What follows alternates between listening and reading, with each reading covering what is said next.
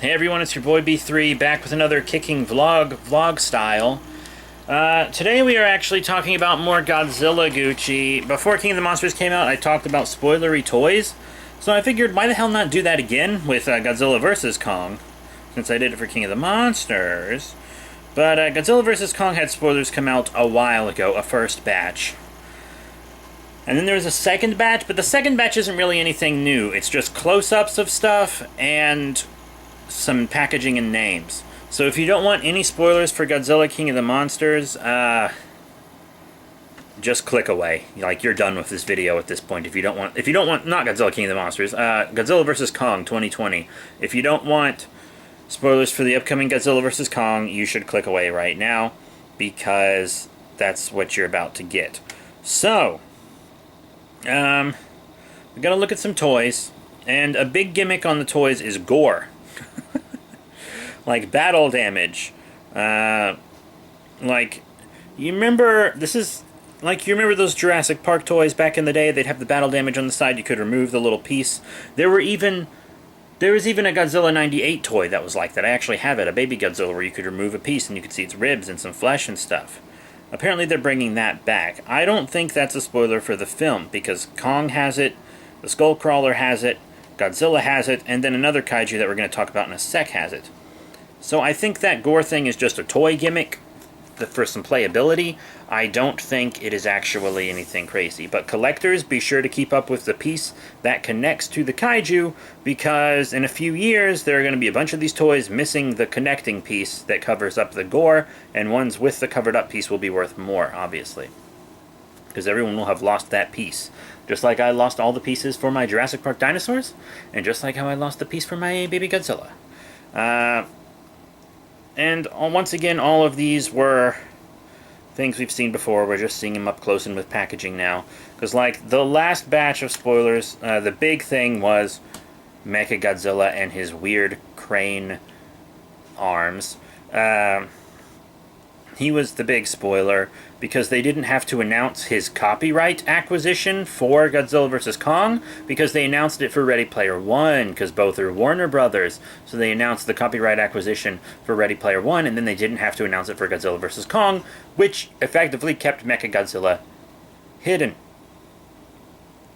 Now, there is a new kaiju that's been revealed. We saw it before, but now we can see it up close. It's called Zuki. It's basically a big cobra. That's it. It's a big cobra boy. This is obviously not the big bad, because Mechagodzilla is likely going to be the big bad. But even though Mechagodzilla will probably be human-made, but it might be terrorist-made also. But, so Zuki will likely just be a Skull Island kaiju, because there's no way we're not going to see Skull Island. That Kong fights and kills just to establish his power or something. That's probably all Zuki is. Now that I think about it, Mechagodzilla isn't even that much of a spoiler, because they hinted him in the credits of King of the Monsters. But, so we talked about that. There's a Godzilla toy with atomic breath that has the gore. Nothing really new about it. We've seen the Mechagodzilla before. I think it actually has another name, something armor. But I can't really make it out on the packaging. It's the Godzilla with the reddish armor that looks a little weird. I'm interested in it. I'm always for new Godzilla looks and designs and concepts.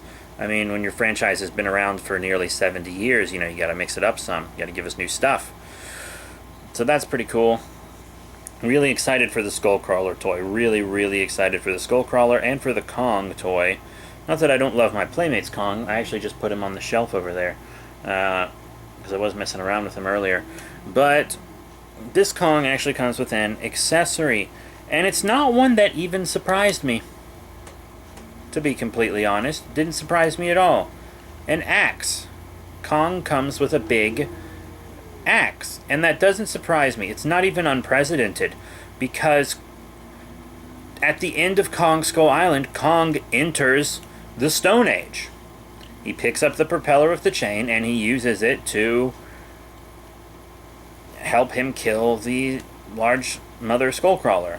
And that is... Okay, so I've had some people debate this with me. They're like, that's not the Stone Age, that's the Iron Age. No, Stone Age is use of tools from things in your environment. Iron Age is the ability to make fucking iron.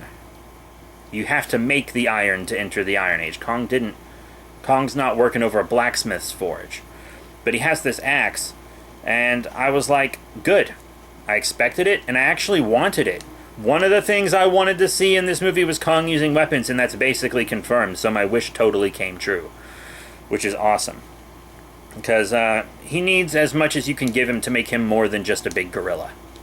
You know what I mean? Because you remember the director of Kong Skull Island, if you watch the special features and interviews and stuff, he said he did everything he could to make Kong more than just a big gorilla. I think he succeeded, and it looks like this movie's going to keep with that. Because remember, Kong entered the Stone Age by himself without any parental or social guidance as a juvenile around the time of the Vietnam War, or right after the Vietnam War.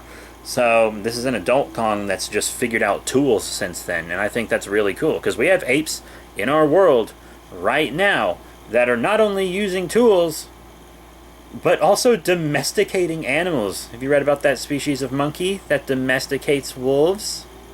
Look it up. It's wild. Our world is insane, and nature is awesome.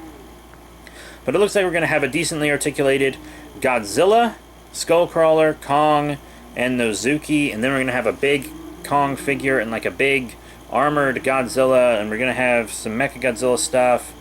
And I think that'll be all the big kaiju that we haven't seen before, or are going to be very prominent. I wouldn't even be surprised if we saw another Skullcrawler. I mean, there's like only one Skullcrawler toy, and that might just be because the Skullcrawler we got from the Kong Skull Island isn't very articulated. It just has jaw articulation, and that's it. It's basically a little statuette. But it is possible we'll see more Skullcrawlers on Skull Island that he just crushes, or we see him moving around, because they're an entire species. They're not just a single entity. Even Godzilla in the Monsterverse is a member of a larger species, because we've seen multiple dead Godzillas. Actually, no, I think it's just one, but multiple instances, because there was the Godzilla skeleton at the beginning of 2014, and then we actually see that Godzilla die in the most recent Monsterverse Godzilla graphic novel. Was it Aftershock? Is that what it's called? With the big Muto? Pretty cool. I reviewed that on my main channel. Check that out. But yeah, the spoilers weren't anything terribly new, because in the old spoilers, if you look closely, you can see Kong holding the axe. You can see it.